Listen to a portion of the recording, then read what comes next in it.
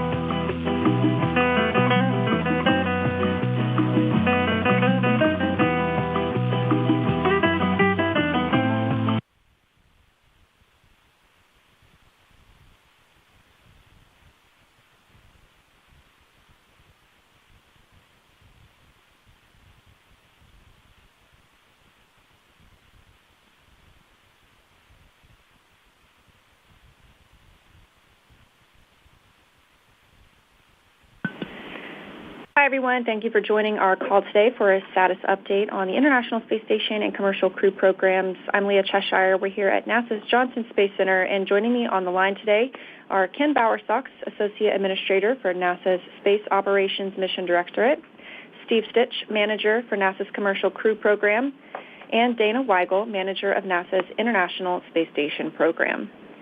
We're going to give our participants some opportunities to provide opening remarks today before getting into the question and answer portion of our session. We've recently had some technical difficulties on some of our conference calls, so our conference line will be moderated by the call moderator during the Q&A portion today. We already see some of you in the queue, but a reminder, if you have a question, press star 1 to raise your hand and press star 2 to lower it if you hear your question answered. We're going to get started with those opening remarks, and so I will turn it over to Ken. Hey, hello, everybody. Thanks for joining us today.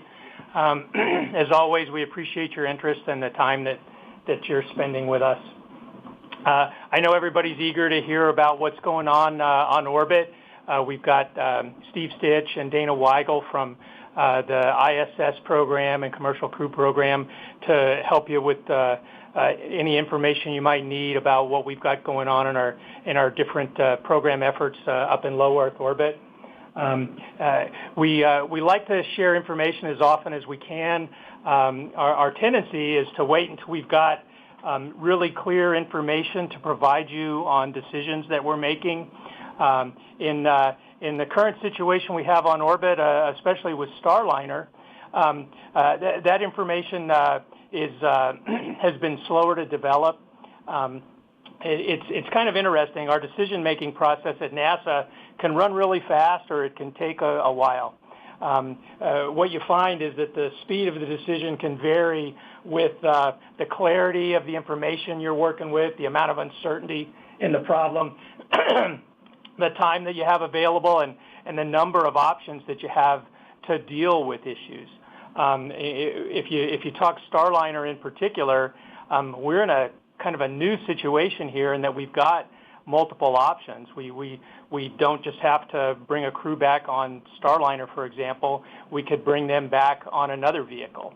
That's something that we're going to have to deal with in the future. We could find ourselves in a situation where we need to bring a Dragon crew or a Soyuz crew back on a Starliner. That's why we want multiple vehicles, is so that we have that option. But it gives us a lot more to talk about in our decision-making process. In the case that we have with the Starliner crew flight test, the option to either bring the crew home on the Starliner or to bring the crew home on another vehicle, we could take either path, and reasonable people could pick either path depending on where their view is on our position in the uncertainty bound that we have for the data that we've got on the thruster system, on the propulsion system. So moving forward, what we're trying to do is reduce that uncertainty, see if we can drive some more consensus amongst our team. At the same time, getting more serious about evaluating our other options. It's been really great to watch our team working, our Boeing team, our NASA team, the way people are speaking up, the way we're hearing different voices, different thoughts on how critical different factors are in the decision. I think it's been very healthy. I have to admit that sometimes when we get disagreement, it's not fun. It can be painful having those discussions, but it's what makes us a good organization, and it's what will get us to a good decision as we approach that point here in the future. And I don't think we're too far away from making that call. We know that at some point we need to bring Butch and Sonny home. While they're up there, we have extra crews, we have extra hands. They can do a lot more work, but they're also using up more consumables, more supplies. So we have to maintain that balance, and at some point we need to bring those folks home and get back to a normal crew size on the ISS. But again, I just want to say how proud I am of our team and the way they have these open discussions, open conversations, and the way we're working through the data gathering and analysis process. Today, Steve will talk to you a little bit more about what we have going on in the commercial crew area, and Dana will share more information about what we've had occurring on the station side and the Cygnus that we just brought aboard the other day. Now I'd like to turn it over to Steve so he can share more details from his point of view. Steve? Yeah, thanks, Ken, and thanks to all of you for dialing in today and all your interest in the commercial crew program and human spaceflight. I'd like to start off by giving everybody an update on where we are with respect to the analysis, in particular on the thrusters and the flight rationale for the return of Starliner. And then I'll talk a little bit more about the manifest changes we've made and what we've done to give ourselves some flexibility in the near term relative to all the options that we're looking at. So if we start with Starliner, last time we talked a lot about the testing results at White Sands. We had completed the thruster testing, which was essentially two uphill profiles trying to get to the temps that we saw on this particular thruster, and then we really have done 5 downhill profiles with that particular thruster. We were able to replicate degradation in the thruster during that testing, and we saw that continually on the downhill side with the thrust levels degrading over time, which seems to mimic what we're seeing in flight to some extent during those downhill profiles. As we talked about during that testing, we gained insight into what we think one of the contributing factors are for that thrust degradation, and that would be this Teflon seal on the oxidizer line poppet. Now, this poppet's really small. It's about, if you hold up your little pinky finger, it's about the size of that, a little bit smaller even than your pinky finger, so it's a small poppet. But what we saw during that testing is the swelling of that Teflon seal.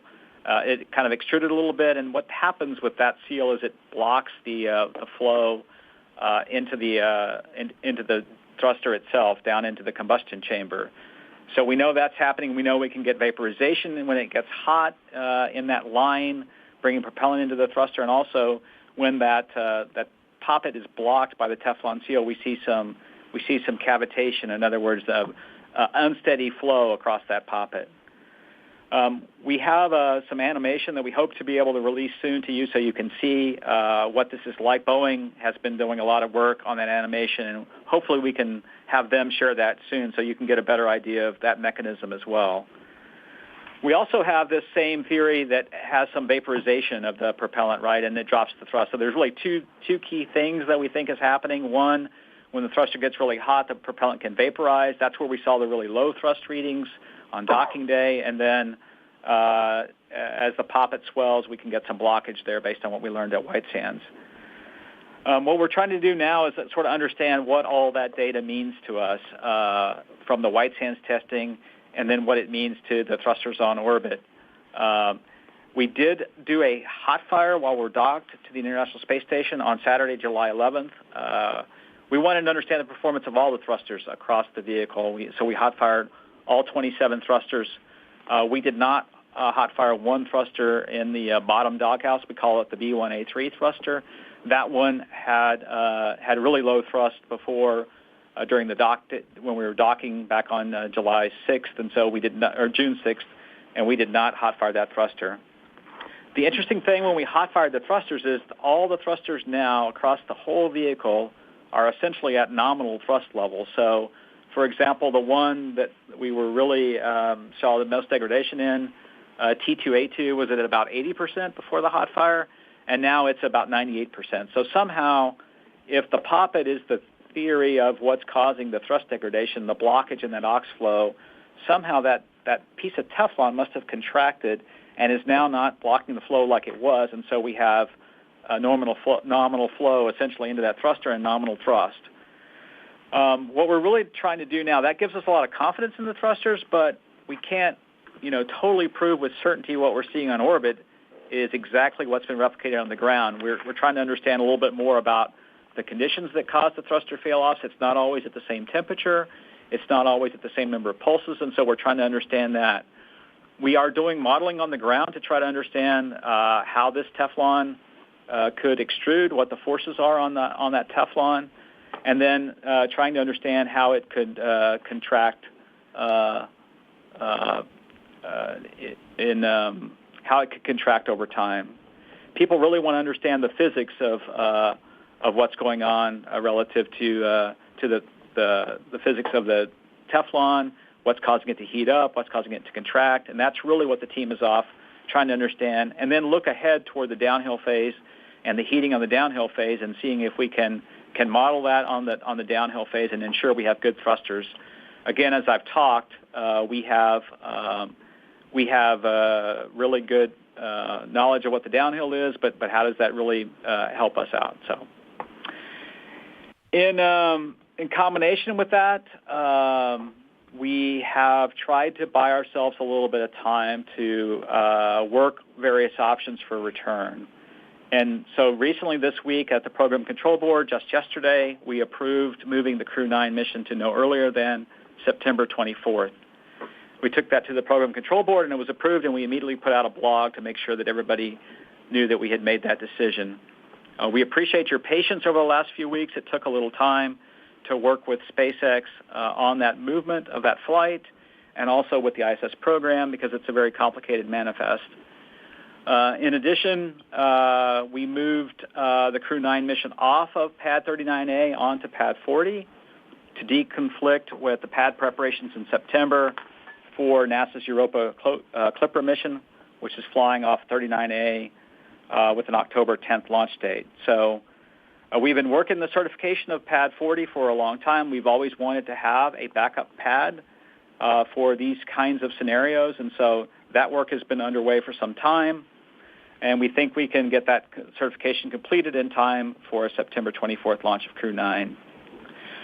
We will let SpaceX use our first stage booster. They'll go fly a Starlink flight ahead of our flight to get a little shakedown of that booster. It had some moisture intrusion, and we want to go ahead and get that booster flown. And so there's a win-win there with flying our booster on a Starlink flight before our crewed flight. Essentially, what we were doing is we're taking the SpaceX 31 slot that was out there in the manifest, and we'll let Dana talk more about that. As we've said before, our prime option is to return Butch and Sonny on Starliner. However, we have done the requisite planning to make sure we have other options open. And so we have been working with SpaceX to ensure that they're ready to respond on Crew 9 for a contingency of returning Butch and Sonny on Crew 9 if we need that. We have set up the Dragon for Crew 9 to have flexibility to have only 2 passengers fly up on that flight, and then we could return 4 crew members in the February 2025 timeframe, and Butch and Sonny would remain on station and become part of that increment and return home with them on Crew 9. Now, we haven't approved this plan. In other words, we've done all the work to make sure this plan is there. We have the suits identified to fly up on Crew 9. We have the seats set up so that we can fly a multiple complement of people, but we have not turned that on formally as that's the path that we're going to go down. But we wanted to make sure we had all that flexibility in place. We'll fly up the supplies needed on that Crew 9 flight, including any suits needed for Butch and Sonny. We've done previous work with that for other contingencies. And we'll have the right foam inserts to work on all the seats for the various crew members. We've had a lot of discussion and questions about task orders recently, and I would say, we've done a lot of work in Commercial Crew to prepare for multiple contingency options. The first one is, and we want to be open and transparent about those options, the first one is to have an option in Dragon on the cargo pallet to fly 1 crew member, a total of 5 crew members down in a contingency only. And so we had a task order in place to go do that work, and that's out there. And so that work has been completed, and we now have modified the capability to not use a seat liner, but also use the foam. On Crew 9, we now have the capability to fly 2 crew members up and have ballast in the seats for that, and then return a total of 4 crew members with the right seats. We actually put out a task order with SpaceX to do that work, and that task order is out there in place, and SpaceX has completed an initial part of that work, and then there's a final part of the work to configure the vehicle for the 2 crew option and complete training for the crew for that option. And then finally, there's one more task order that we have worked on in the event that we have to undock Starliner first in an uncrewed configuration. We have a task order in place to allow up to 3 crew members on the cargo pallet using a foam configuration in the Crew 8 Dragon. So we've done a lot of contingency work and a lot of contingency planning for a lot of scenarios, but we think now we would have the whole waterfront covered. As I said, we haven't really implemented planning for the mission for these things, but we have all these items in place to keep all the options on the table. I want to clarify a couple things relative to the uncrewed Starliner configuration relative to undock. That Starliner has the capability to undock in an uncrewed configuration.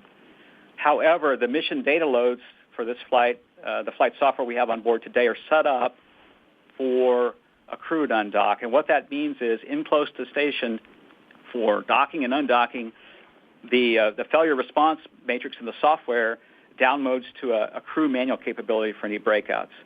In order to do the uncrewed version, we'll have to go in and change these mission data loads and verify those through the Boeing Integrated Hardware Software Test Facility before we go fly that.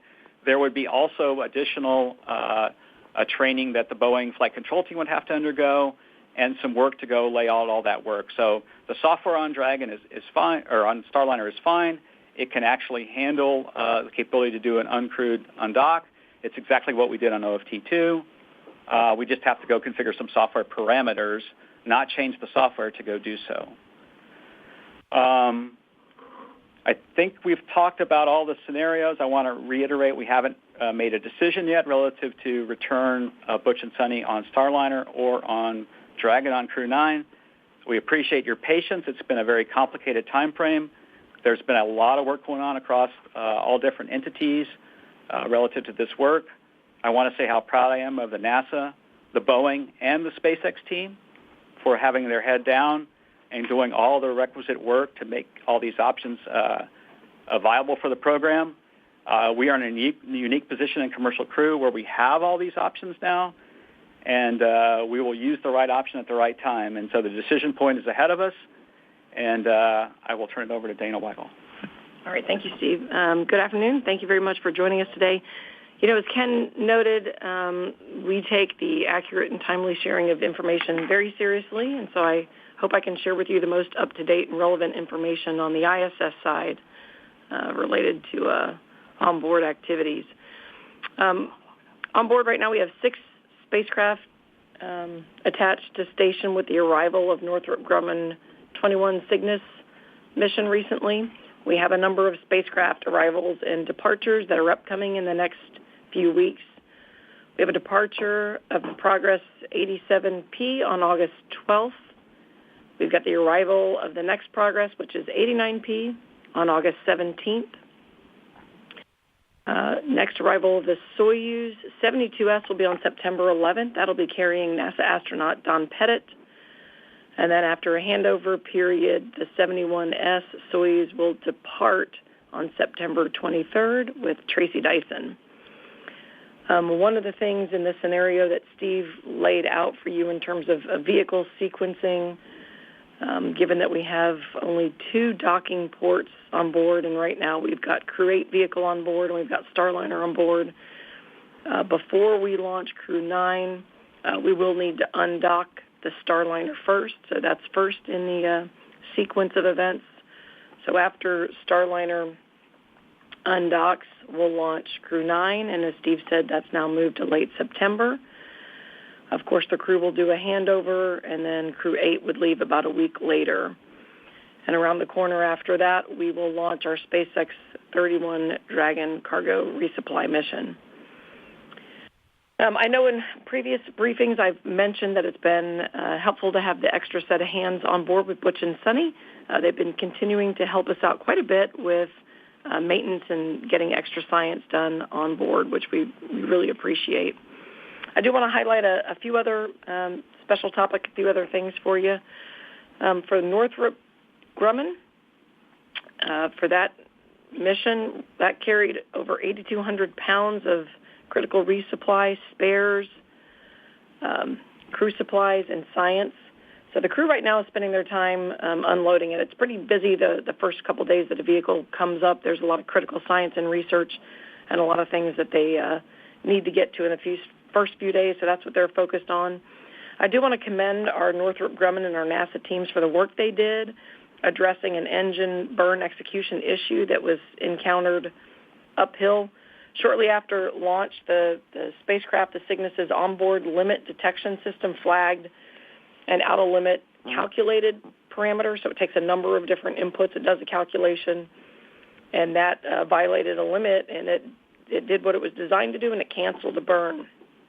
The Northrop team took a close look at all of the individual engine parameters and determined that all of the hardware was actually functioning within acceptable limits. That calculation is a little bit more conservative, and so they reworked the far-field rendezvous plan to keep us on time with our planned arrival time. It was pretty impressive to watch them do that, and of course that was important to us because there's a lot of science and research that has limited time frames that it can handle between launch and arrival. So they did a fantastic job recovering and reworking the plan after that burn issue they had. Yesterday's capture of NG-21 was actually the 50th free flyer capture that we've done on board station. Of course, we used the SSRMS or Canada Arm 2 to do that, and that's pretty impressive. The first one was about 15 years ago. It was HTV-1. That was on September 17th, 2009.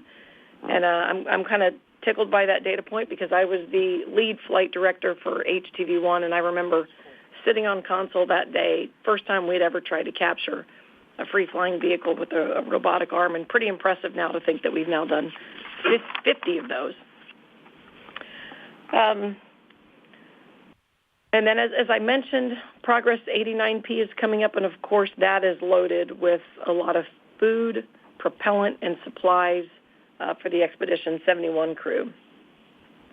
I want to give a little bit more detail to what Steve talked about with the task orders. And we understand there's been a lot of confusion. We do a lot of work off and on with SpaceX for any number of different scenarios and contingencies.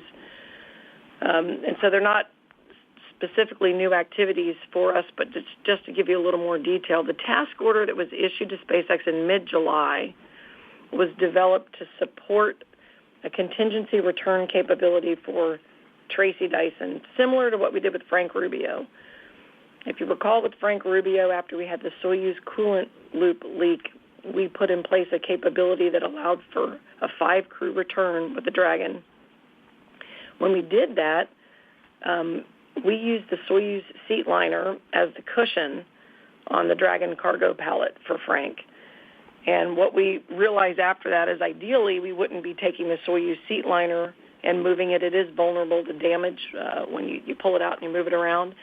And so we worked in a solution that uses a foam, just different foam basically for the cushioning, and didn't require us to move the seat liner. So that gives us a lot more flexibility and doesn't put that Soyuz seat liner at risk. So that's the work that we had SpaceX do in mid-July, and that's actually the generic contingency configuration that we plan to use for all of our Soyuz crew members if we ever encountered a Soyuz vehicle issue and needed to use the Dragon.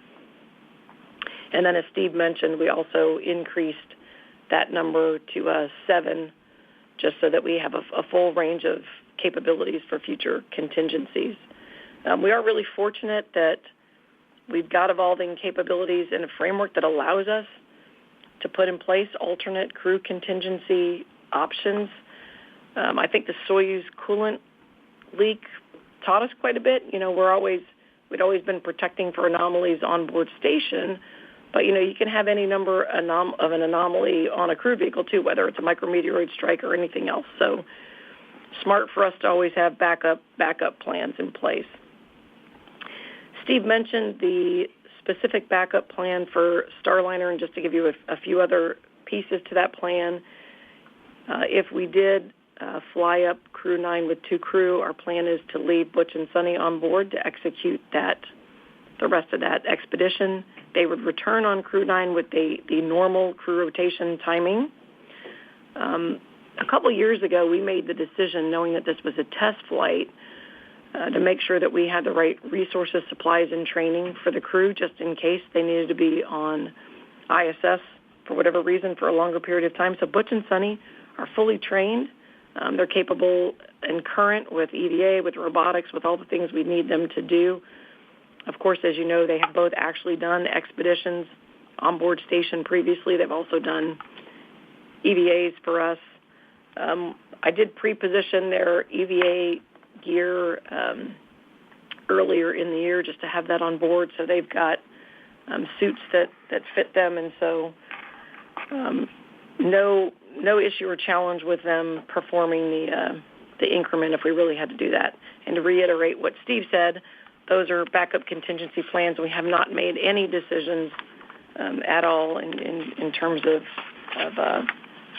anchoring to a specific plan. I hope that helps fill in some of the blanks and keeps you guys fully informed with our latest. And with that, I will turn it back over to Leah. Thank you, Ken, Steve, and Dana for all that information. Again, thanks to everyone who's tuned in online. We'll move into the question and answer portion of our conversation today. A reminder, press star 1 to raise your hand and be admitted into the queue, and press star 2 to lower it if you've heard your question answered. And as mentioned earlier, I will be turning over this portion of the call to Holly, our operator online. So, Holly, I'll let you take it away. Thank you. Our first caller is Marcia Dunn with the Associated Press. You may go ahead. Your line is open. Yes, hi. I'm hoping you can hear me. For Steve, Ken, or both, after so many critical problems, how can NASA have any faith in bringing Butch and Sunny home in the Starliner, no matter how many more tests or patches are done?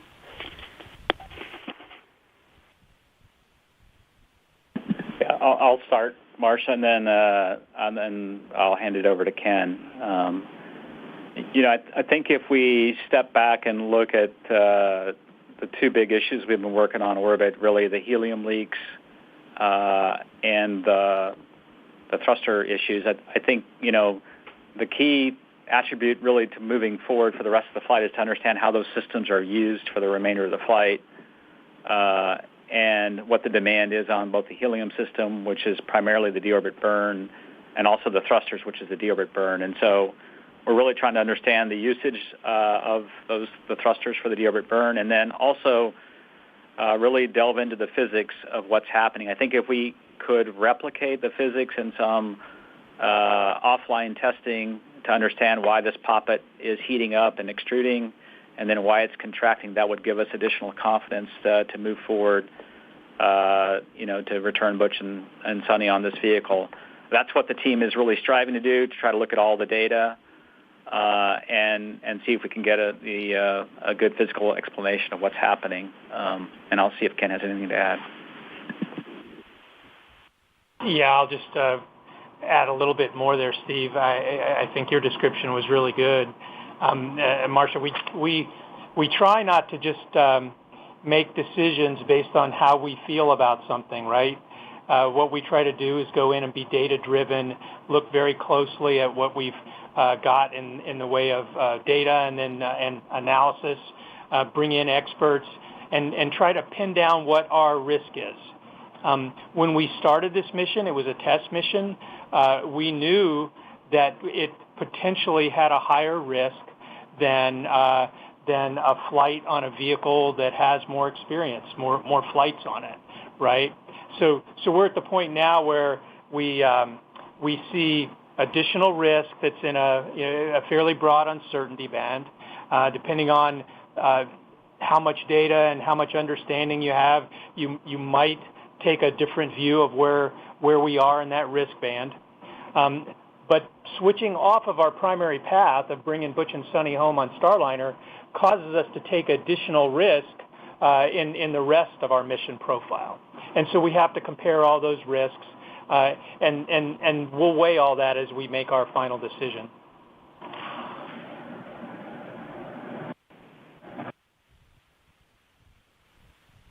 Our next caller is Gina Sinceri with ABC News. You may go ahead. I think this is probably for Dana, but how did Butch and Sonny react to this announcement? Are they excited about potentially 6 more months up there, or however many months for Crew 9?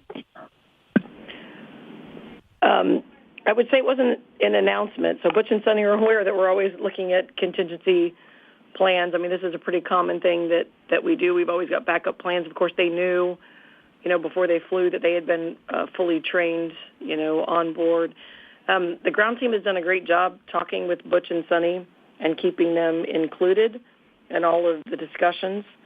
In fact, I'll let Steve share, but he's had some recent board meetings where they participated.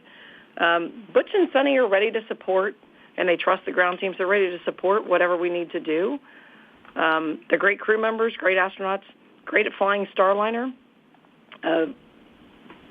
So I'd say they're prepared for either path that we go down. And let me hand it to Steve to share a little bit more insight with you in terms of communications with Butch and Sonny. Yeah, I would say, Gina, we continue daily, weekly to update Butch and Sonny. They will.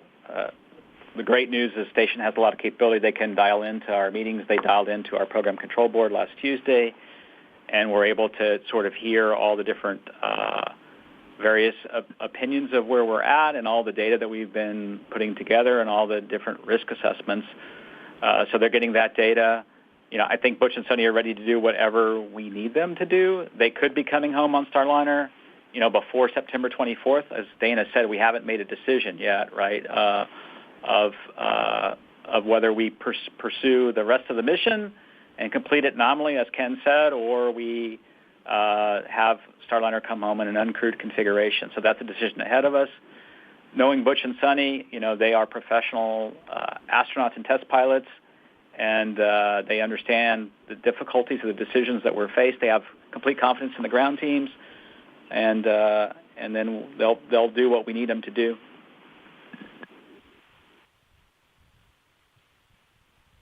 Our next caller is Jackie Waddles with CNN. You may go ahead.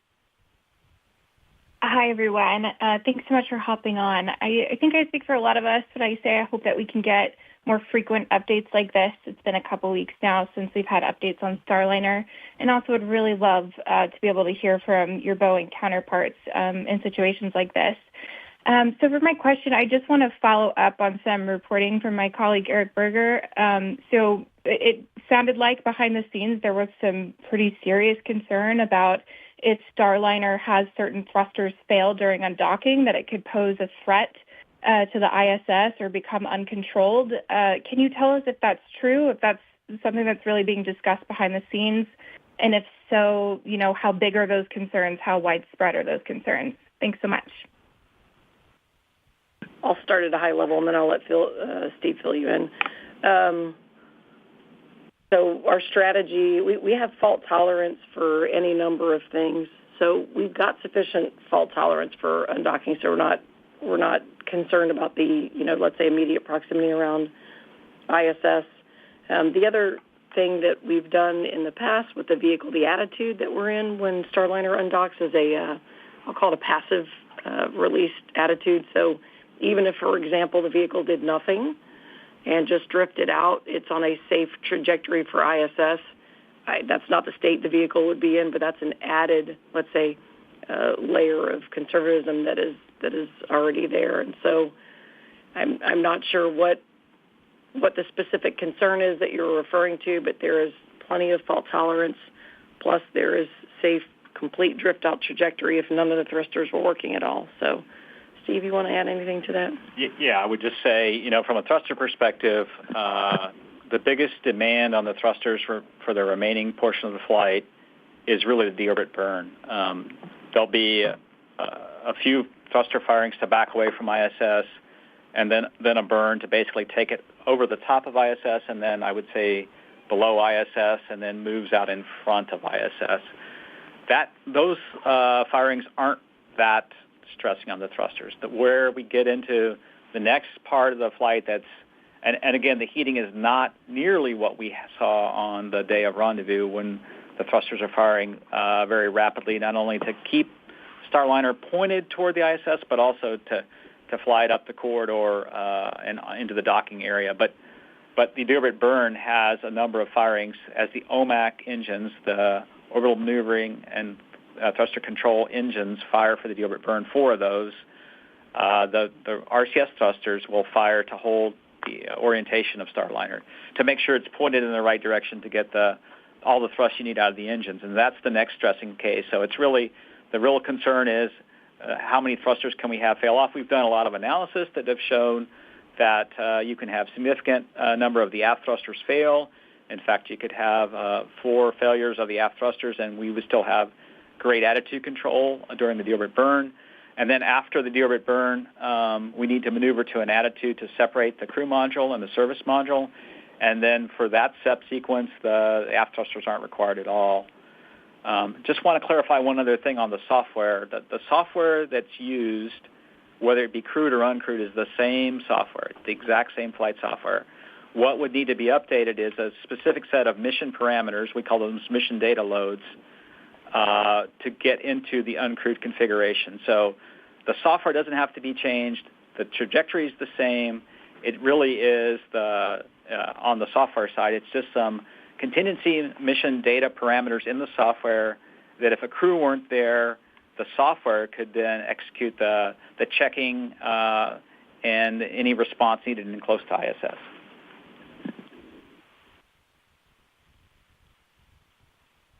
Our next caller is Bill Harwood with CBS News. You may go ahead. Thank you. I think this is for Steve.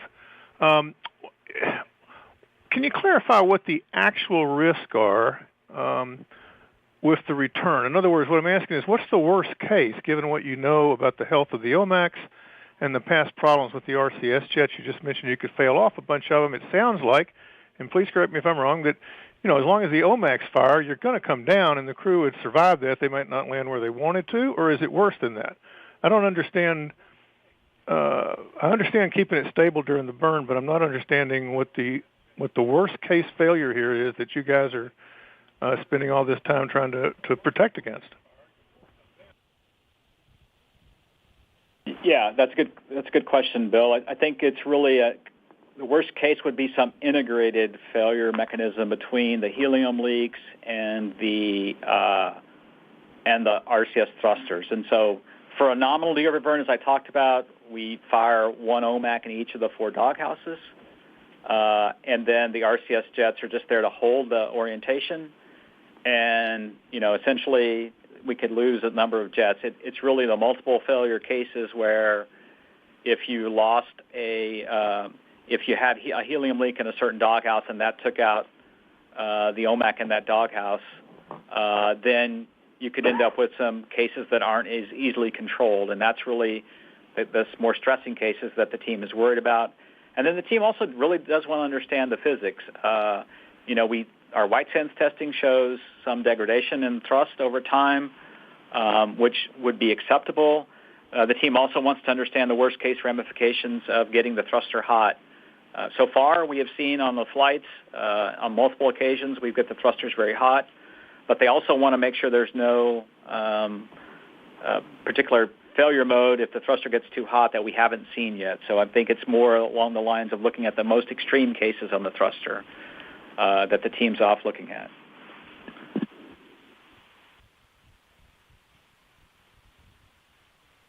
Our next caller is Micah Maidenberg with the Wall Street Journal. You may go ahead.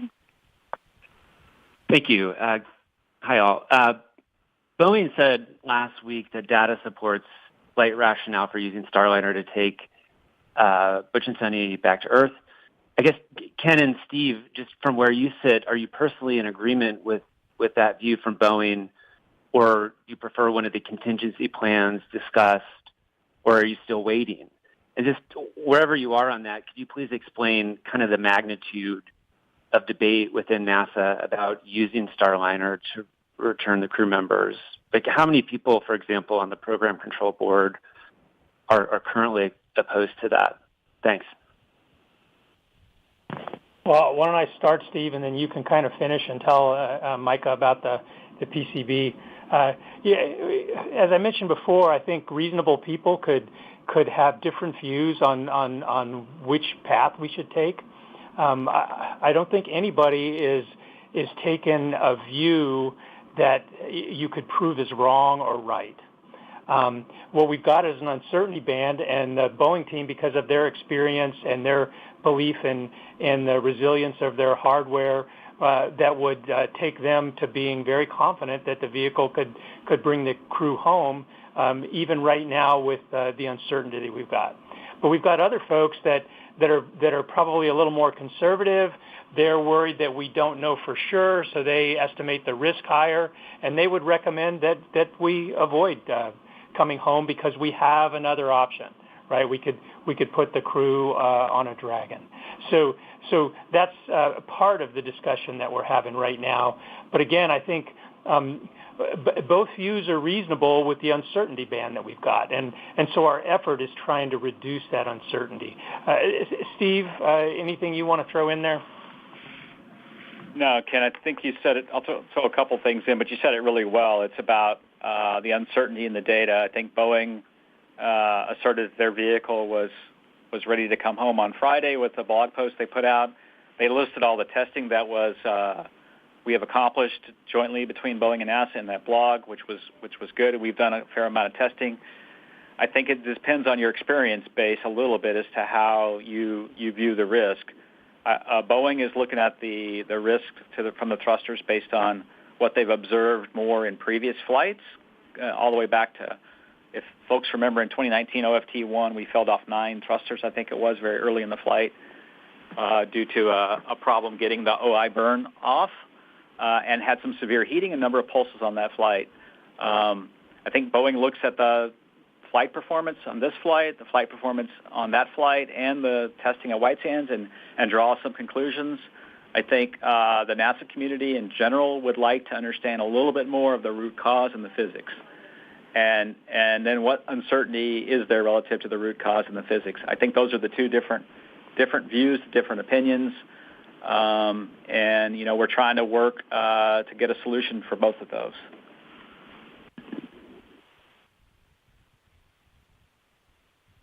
Our next question comes from Joey Roulette with Reuters. You may go ahead. Thanks. Just wanted to follow up on Micah and Bill's question for Steve or Ken. Can you kind of quantify the disagreements that the NASA team is voicing during these meetings or the program control board? Like, what number of dissents or disagreements are you having compared to those who are supporting the data, or in otherwise? And then real quick for Steve, who comes off, or for Dana, who comes off of Crew 9 under the contingency plan? Would that be NASA astronauts or the Roscosmos astronaut? Thanks. Yeah, I'll address the latter question first and then talk about the disagreements a little bit. We're not really ready to share the data on which crew members. I think we'll do that at the appropriate time, should we employ that option. Relative to the disagreements, I don't want to, I think the best way to characterize it is the way I said it, right? People with various levels of experience look at uncertainty differently. And so the real disagreements are how much uncertainty they view in the data and how much risk level they view relative to Starliner.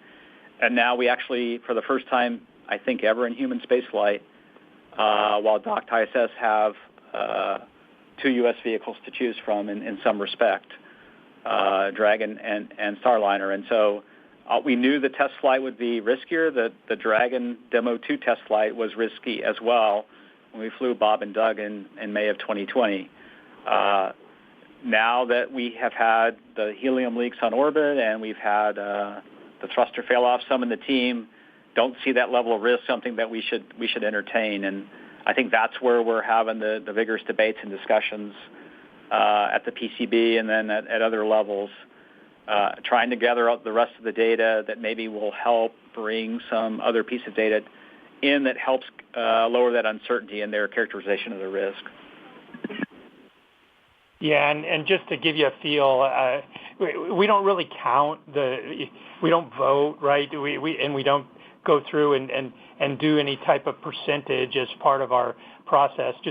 Just one disagreeing voice can be enough, right, to sway the whole team to move a different direction. But I'd say we heard from a lot of folks that had concern, and the decision was not clear. Right, we heard enough voices that the decision was not clear at the program control board.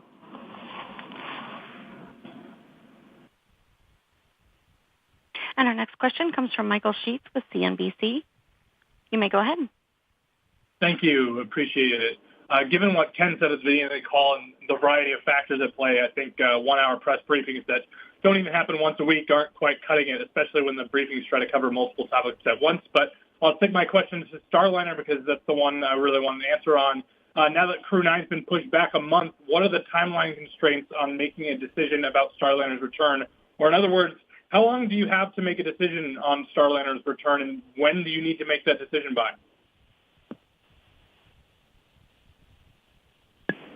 Yeah, we're in the process of laying that data out right now. I mean, we've authorized Boeing to go lay out the plan, not execute, but lay out the plan for what it would be, what would be required to do the uncrewed undock, and that will get a first look at that schedule probably early next week.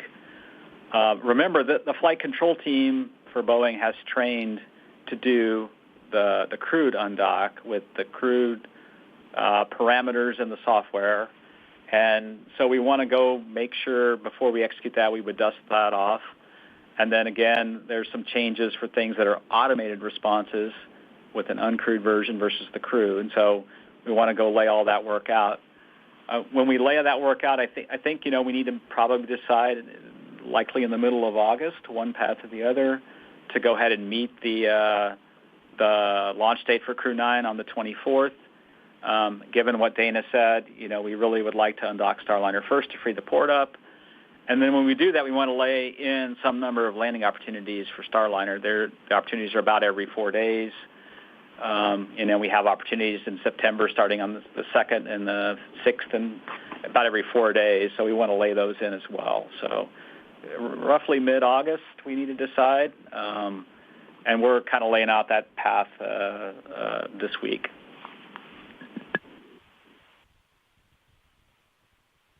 And our next caller is Lauren Grush with Bloomberg. You may go ahead. Hi. Thank you so much. This is for Steve or Ken, kind of following up on Michael's question. I'm just curious, what does the next few weeks look like for you? How is this decision going to get made? And who ultimately makes the call about how Starliner will come home? Yeah, you want me to? You go ahead and explain the process there a little bit, Steve, and then I can weigh in. Yeah, absolutely, Ken. I would love your thoughts.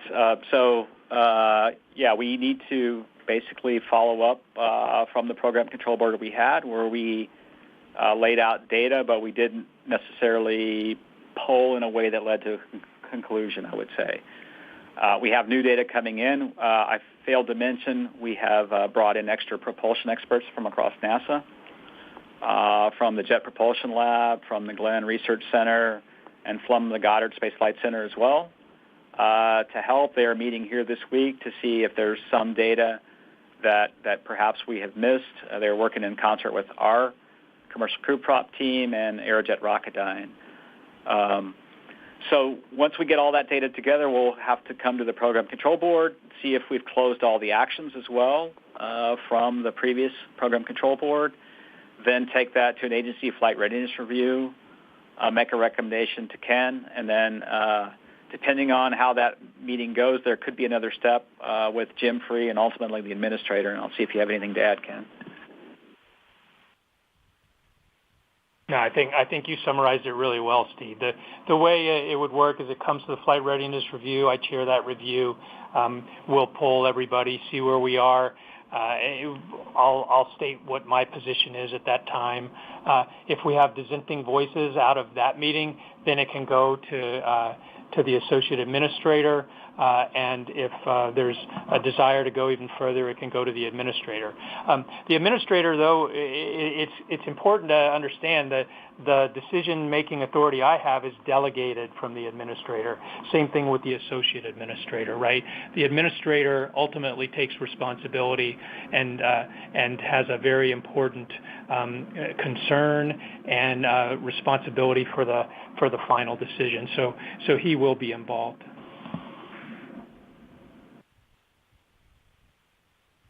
And our next caller is Chris Davenport with the Washington Post. You may go ahead. Hi, thanks so much. Quick, can you certify Starliner if it comes back without crew? Is that theoretically possible? And then just a quick follow-up on Bill Harwood's question about the worst-case scenario. Steve, you were talking about understanding the heat generated by the thrusters and understanding the worst-case scenarios. I just wonder if there's any concerns about the heat inside the doghouse, if that could affect the propellant lines or even ignite the propellant. I think you had said something about concerns about the propellant vaporizing, but I wonder if it gets hot enough, if there could be a more adverse effect. Thank you. Yeah, I'll take the first question relative to certification. We're laying out that data right now. If we had an uncrewed undock and brought Starliner back safely, I think we would look at all that data. There are many things that are the same with or without a crew. We would have to look at the things that are really needed for a crew on board, like how the ecosystem performs with the crew and so forth, and lay that out. Boeing has already moved out on changes to the helium system. We've talked about the seal that is leaking. Remember the P2D2 flange that leaked pre-flight? They've already moved out on a replacement seal. They're already laying in additional testing for the thrusters to make sure that we hit all the corners of the box on the thrusters. They're already looking at various changes to the flight software and the way it flies, such that it doesn't put as much many pulses on the thrusters and cause the additional heating. Relative to the worst case question on igniting the propellants, right now, the propellants are separate from each other, so you would have to get enough heat to actually rupture a line, and so we don't really see that as a concern. What the doghouses are really doing to us is keeping the heat in, and such that sometimes even when we fire an OMAC, we can get heat soaked back over from that OMAC into the RCS thruster. So we don't really see it as a ignition risk or a concern of combustion inside the doghouse. it really is more about will the thrusters fail off during the deorbit burn or some other time. And our next caller is Kenneth Chang with the New York Times. You may go ahead. Hi, thank you. This is for Steve Stich. Basically, what changed and when and why? I asked you back on July 10th whether there were any contingency plans for Dragon, and you said, quote, certainly we've dusted off a few of those things to look at relative to Starliner just to be repaired. What you described today goes way beyond that. Was that July answer accurate, or when did you decide to actually get these extended plans started? Thank you. Yeah, I think I'd have to go back and look at the timing. We started in early July doing some early planning with SpaceX for some of these contingencies. Then as we got closer and a little bit more data, we started to put a few more things in place on Dragon. You know, we have this contingency option that we've been working a little bit more in the background for a while. In the last few weeks, we have decided to make sure we have that capability there. As our community, I would say, got more and more uncomfortable with the uncertainty in the thrusters, I think that, to me, upped the priority in having this capability in place. And really, what we have done is totally reversible. We can fly Crew 9 as planned, as we've been planning for years with 4 crew members, and we can plan to fly it with 2 crew members. And so as we got further and further into it and heard more from the team and the uncertainty that Ken talked about and I've talked about, we decided to put a little bit more effort on that, on getting the Crew Dragon on Crew 9 configured to support the option. So.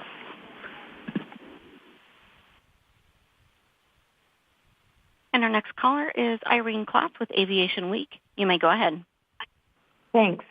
Steve, did folks get less comfortable with flying Butch and Sunny on Starliner following the discovery of the Teflon seal degradation during the White Sands tests, or what is it that actually had the sort of the public-facing view go from Starline's safe to come home at any time, that there's a landing opportunity, we just want more data, to where we are today with all the contingency plans?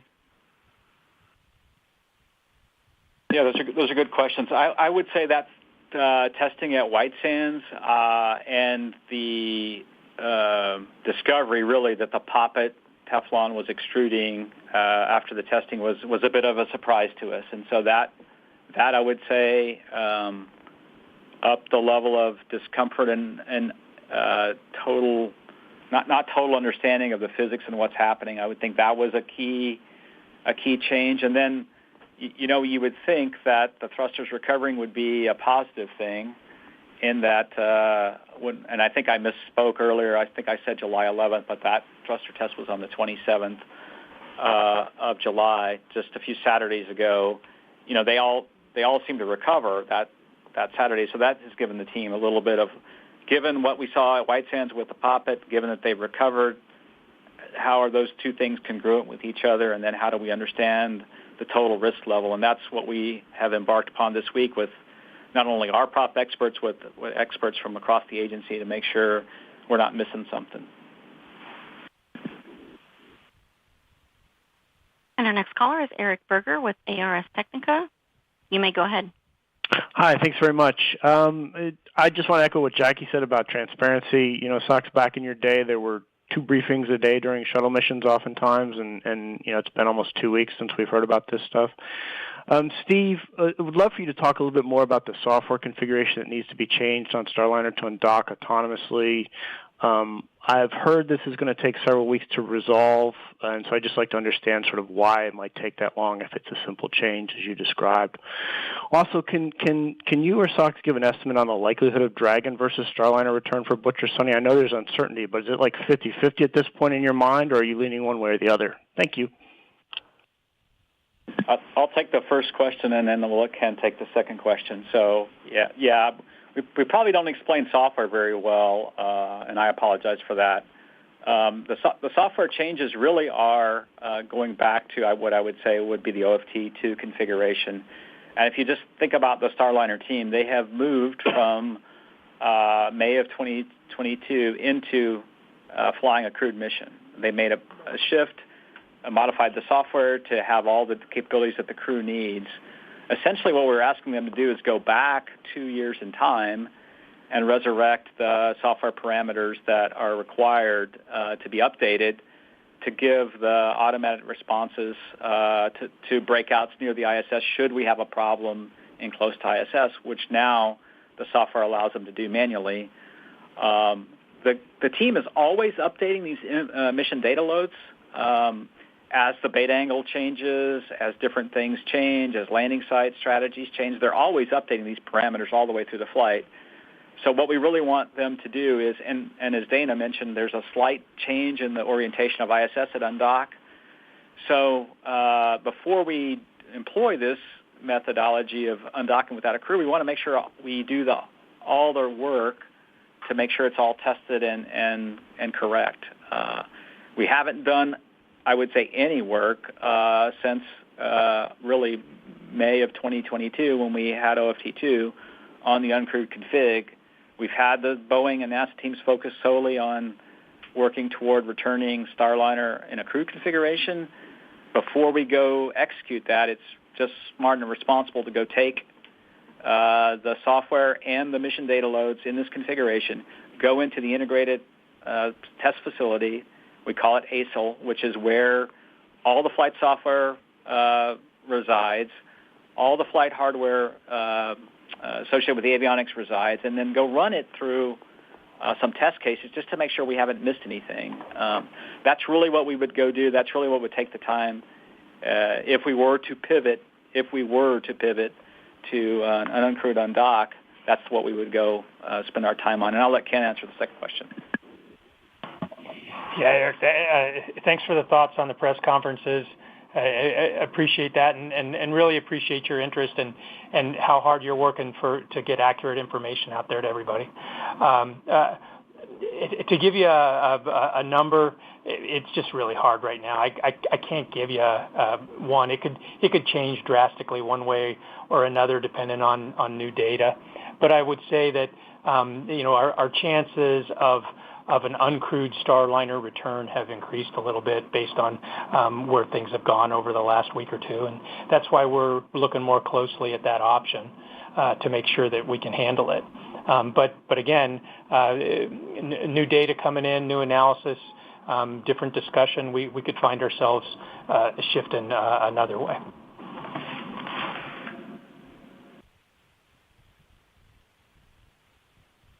And our next caller is Anthony Leone with Spectrum News. You may go ahead. Hello. Thank you so much for taking our questions today. It's a shame that Mark Nappy isn't there. I'm sure I'm not the only one who has a few questions for him. My question is this. Going forward, what is the future of Starliner, and will NASA change some of its recommendations of testing spacecraft before a crew can actually board on there? Thank you. Yeah, I think the path forward for Starliner is to complete the rest of the test flight to undock. I would like it to undock with the crew, but if we don't end up getting there with the entire community, undock, execute the deorbit burn, return home, and then make the corrections to the problems that we've found. These problems can be fixed. The helium leak, it's maybe changing out the seal that we talked about and looking at that system and changing maybe the way that system's put together. And then the thrusters, doing a little bit more testing at White Sands and then figuring out how to fire them less. So I see a bright future for Starliner. Either way, we really need two crew transportation systems. There could be a day in the future where we're calling upon Starliner to do something for us like this.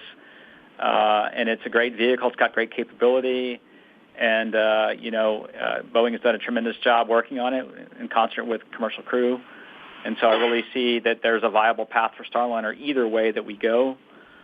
In terms of testing vehicles or changing the way the requirement to have this uncrewed test flight and then a crewed test flight, I think so far that's worked well for us. I think the one area that we probably had a miss in is the doghouses and the thermal effect in the doghouses and what effects that caused on the thruster. That it's not easily tested on the ground.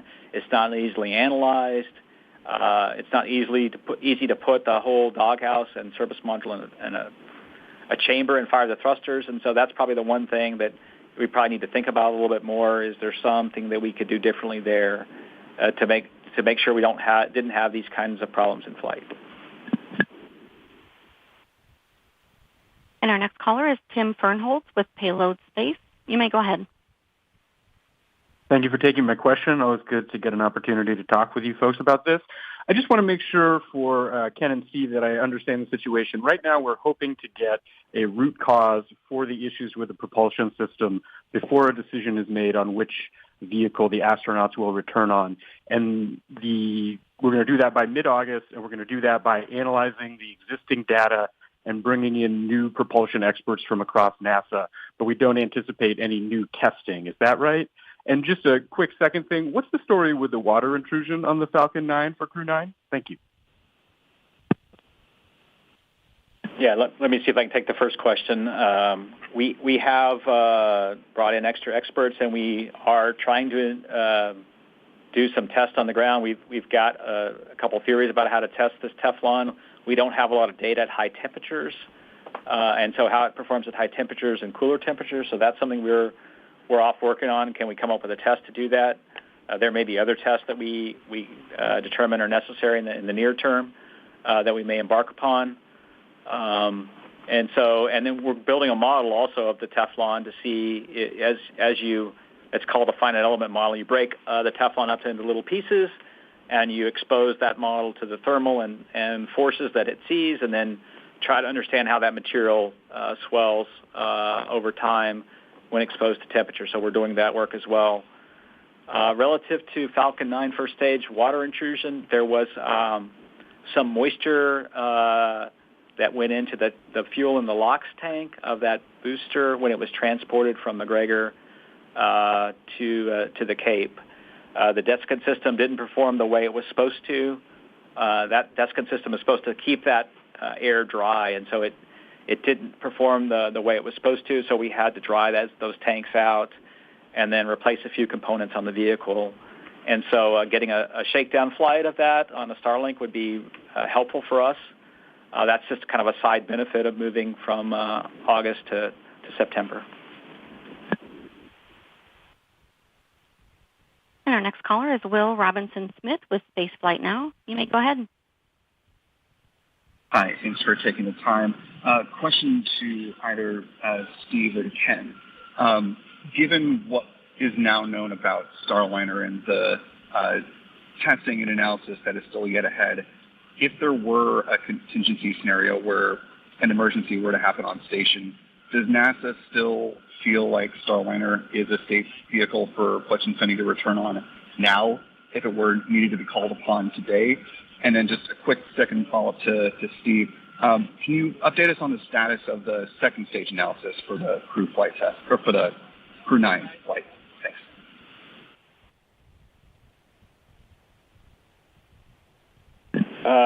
Let's see, relative to the first question on the contingency return capability, we still agree that the right course of action would be to return Butch and Sunny in Starliner. Should there be an emergency at ISS where it's an uninhabitable environment or they need to get off station, Starliner would be their best option, and we still feel confident in that. Relative to the second question, we have been following along with the FAA's investigation on the second stage anomaly on the Merlin vacuum engine, what we call the MVAC engine. Our second stage has been through testing at McGregor with the modifications that we spoke of on the press event. I think that press event was on the 26th, or maybe it was the 19th of July. So it's been through the stage testing at McGregor. We removed that sense line, removed the transducer from the vehicle, tested that vehicle. The testing all went well. SpaceX has flown now, I'm probably losing track, at least 3 or 4 Starlinks, plus the NG-21 flight with the modification. Our team's feeling pretty good about that. We swapped out the turbine housing, and we're working through that swap out, and that's coming to the program control board Thursday, which is tomorrow. So that's the latest status on the second stage on Crew 9. Yeah, well, this is Ken.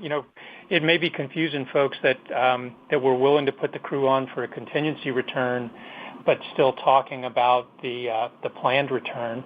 And part of that is how we make decisions about risk in contingency situations. It's pretty unlikely to get into one of those contingency situations, number one. And then number two, because of the criticality of those situations, we typically would be willing to accept a little more risk. So that's how you get this apparent difference in what we would be willing to do in the different situations.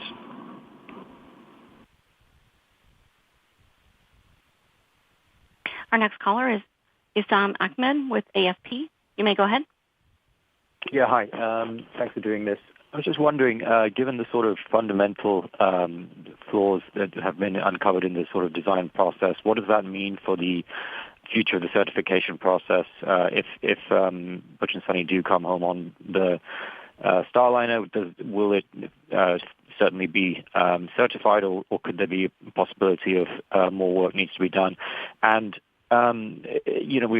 we can see that Boeing has some blame here, but does NASA also share some blame in failing to oversee them adequately and allowing these design flaws to go unnoticed? Yeah, obviously the certification process isn't really just about landing, and then if the landing goes well, that vehicle is certified. We have a whole process of certification that we needed to go through relative to the data that's obtained from this flight. We obtain pressure data that's recorded on board. We'll go look at all that data. And then there's a number of changes that Boeing will be rolling in for Starliner 1 that we've talked about.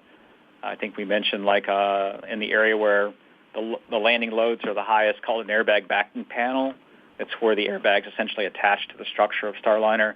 That's going to be modified, and we have to go through certification on that.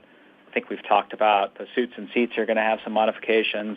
Obviously, the flight software has modifications to go to both the forward port and the zenith port, so there's many modifications that have to be certified.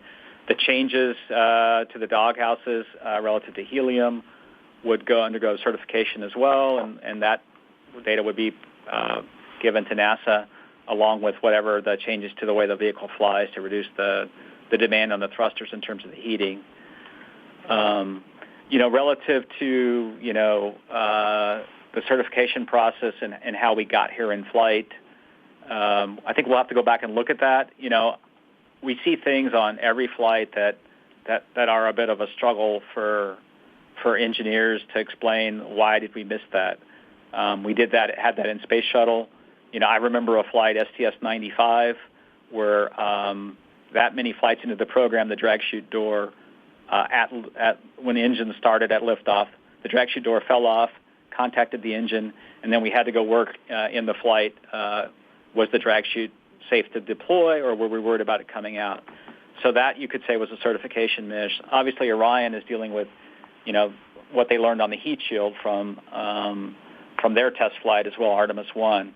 It's every test flight, every time we fly, we learn something new. SpaceX, after 300 Falcon 9 flights, found when they made a very simple design change, removed a bracket and changed a transducer on the Starlink flight that had the MVAC anomaly, ended up having a failure of the engine. So I think it's really tough, this business is. I always do a bunch of soul searching afterwards, like what did we miss, and we'll do that, and we'll see if there's anything we can improve in our processes. Our next caller is Elizabeth Howell with Space.com. You may go ahead. Thanks, everyone, for your time. This might be for Dana. Can you clarify, if possible, who would be flying on Crew 9 if it was only 2 astronauts? Would it be the pilot and the commander, for example? And I'm also wondering about the implications for future missions. If it was only 2 going up, would that affect the composition for Crew 10, for Crew 11, and the alliances with other space agencies such as Roscosmos? Thanks very much. All right, let's see.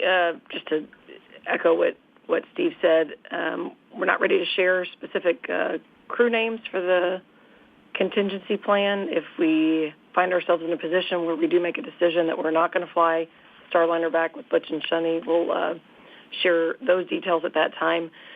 But more generically, sending up 2 and then having Butch and Sunny stay on board, just to kind of walk through that. So they stay on board and they end up doing the full increment. Crew 8 comes home with a normal Crew 8. And then at that point in time, we're back into our normal rotation plan. So there are no other deltas or changes. It's just a specific change to Crew 9 dropping down to 2 crew.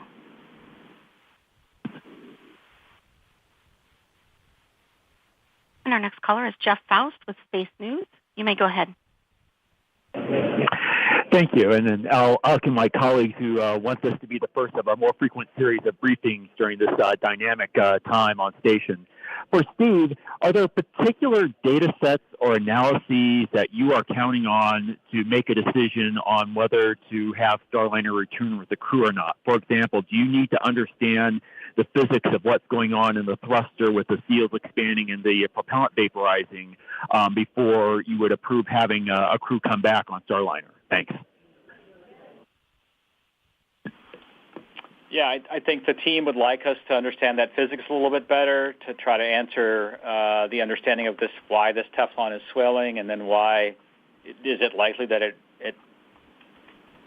basically restored itself back to a normal configuration such that the flow returns so that we get nominal thrust, which we saw when we did that docked hot fire on the 27th of July. So that's some key data. And then anything that we can do with thruster experts or testing to understand the potential uncertainties and to make sure that there's no way that there's a real serious catastrophic failure mode of the thruster. So far, what we've heard from Aerojet and experts is that's not true, but we're making sure we do our due diligence to make, understand if there's a potential failure mode that where the thruster could have a leak or something like that. So far, we haven't seen that, but that's really the data that we're taking our time to go through that data.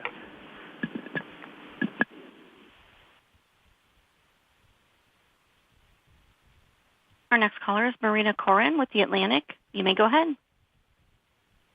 Hi, a question for Steve. In your discussions with SpaceX, have you considered organizing an entirely new Dragon flight to bring Butch and Sunny home so that they don't have to remain on station until February 2025? And a quick one for Ken.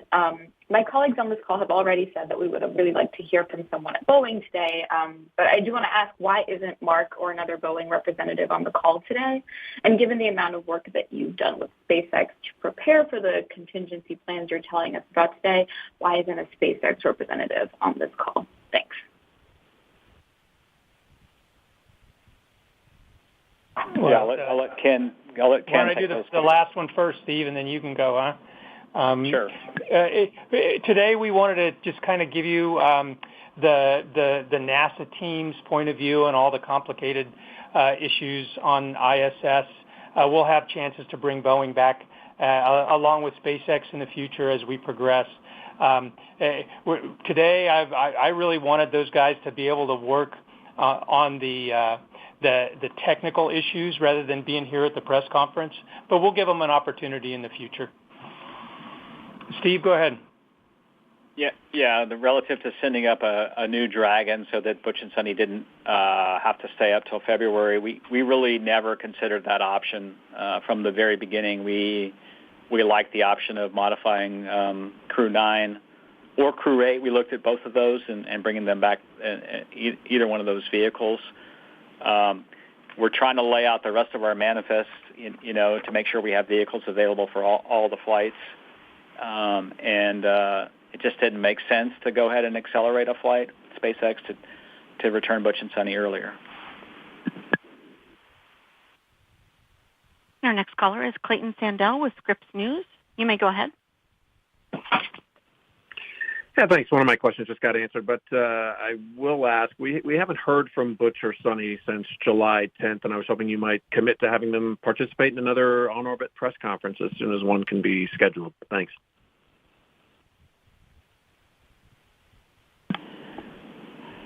Our plan is once we make the decision, and hopefully, as Steve said, that's mid-August, we're planning onboard station to set up a press conference with Butch and Sonny. So that'll be coming around the corner when we have our decision made.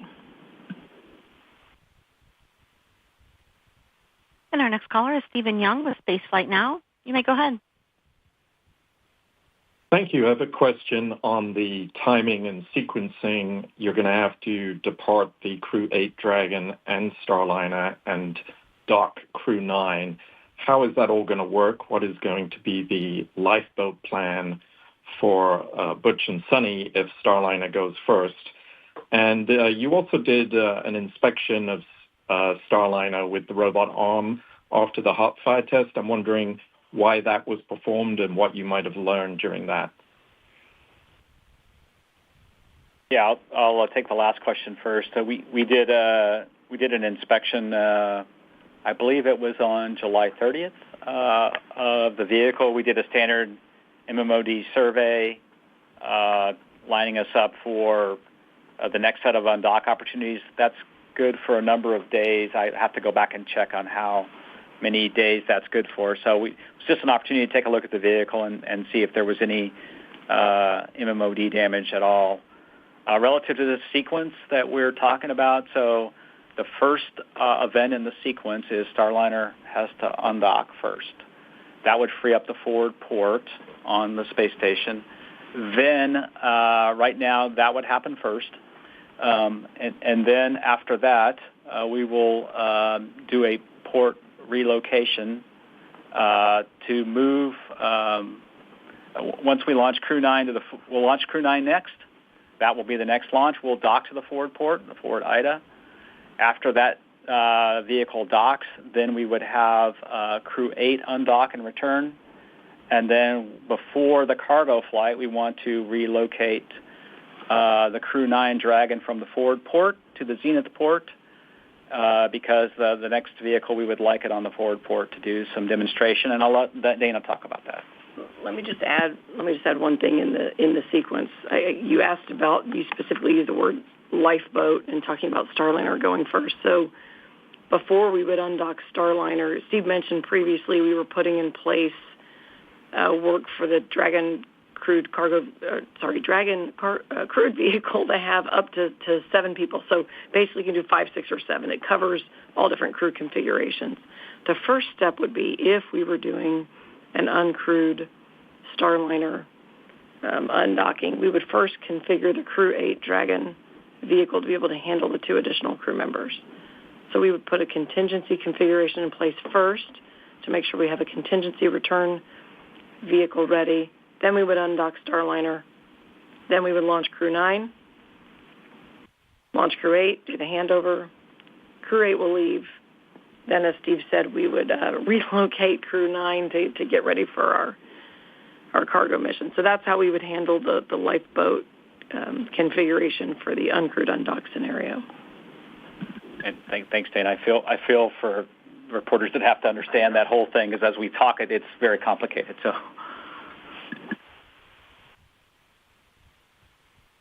Our next caller is Ryan Caton with NSF. You may go ahead. Hi, thanks very much. Very quickly, I will also echo the comments earlier. More frequent conferences and transparency is really, we really desire that. I understand you do not want to name the astronauts right now, but in the event that 2 up, 4 down Crew 9 contingency is activated, do you know when those 2 astronauts which are bumped off Crew 9 would fly? Will 2 astronauts on every future Dragon mission now be bumped one flight further down the line, or how's that going to work out? Thanks. We haven't worked through those specific details. We tend to assign crew in general a couple years out to get them into training. But in this particular case, we've got crew members who are already proficient and trained, so our flexibility is much higher in this particular case. They're fully qualified to go fly on ISS, do all the ISS work, they're fully qualified for Dragon. So if we found ourselves in that situation, that's something we do is we'd go look at future manifests and just see what makes sense for the overall crew complements going forward. And our next caller is Anthony Colangelo with Marine Engine Cutoff. You may go ahead. Hey there, thanks.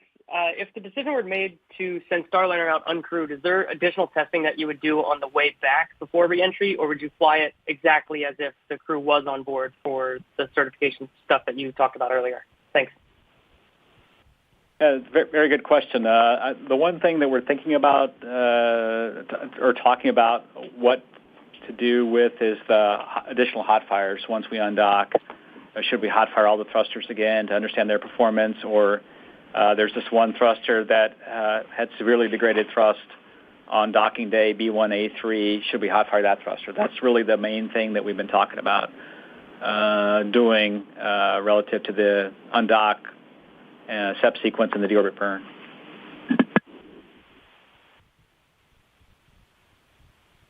Our next caller is Manuel Mazzanti with Exploración Espacial. You may go ahead. Thank you very much, Manuel Mazzanti, Exploración Espacial.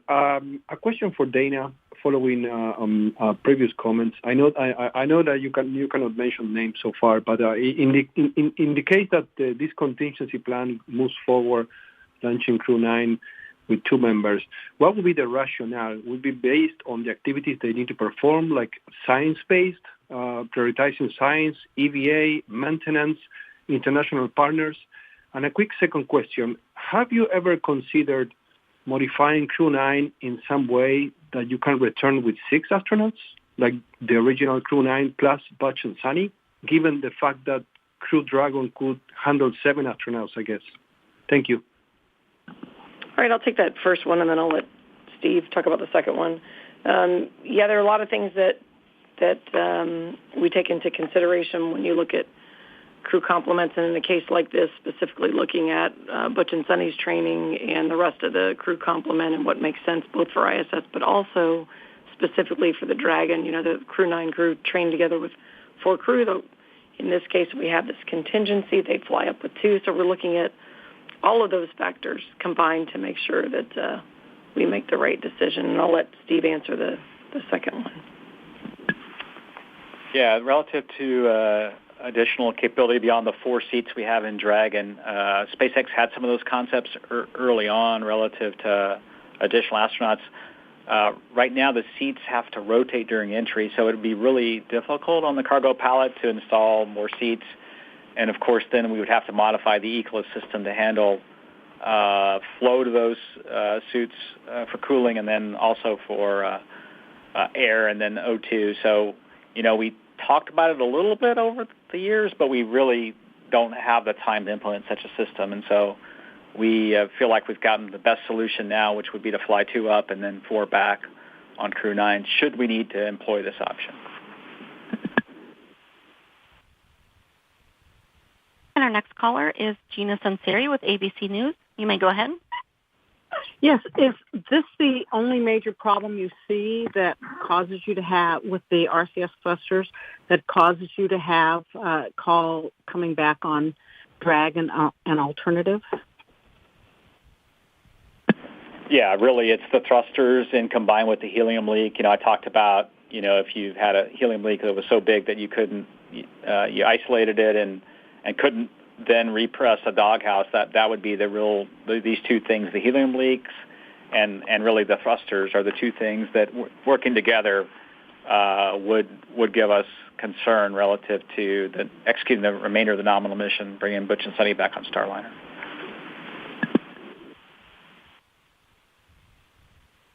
Our next caller is Megan Bartels with Scientific American. You may go ahead. Hi there. Can you hear me okay? Hello? Can you hear me okay? We have you. Oh, great. Thank you. I just wanted to echo everyone else's calls for having more regular press conferences and also for giving us access to Boeing and SpaceX representatives to talk about these issues.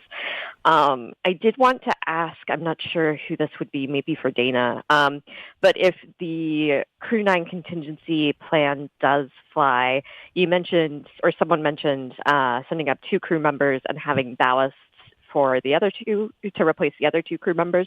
Can you talk about why it would be ballast and not like supplies for the space station, non-consumable material kind of thing? Yeah, that's a good question. Really, what we're looking to do is replace the weight or the mass of a crew member in that seat, and so we can fly up some supplies, some additional foam in that seat, but there really is a metallic ballast config that SpaceX has built and would fly up in the seat just to make sure the center of gravity is unchanged. All these capsules have a pretty tight center of gravity, and the ballast would have to be flown in the seats on Dragon for that purpose. And that is all we have time for today. Thank you all again for tuning in, and thank you for your questions. Thank you again to Ken, Steve, and Dana for participating and sharing the latest updates with us. We will continue to provide updates at blogs.nasa.gov/commercialcrew, and that will do it for us today. So thank you all again for joining. Thanks, everybody. And this concludes today's conference. Thank you for participating. You may disconnect at this time and have a great rest of your day.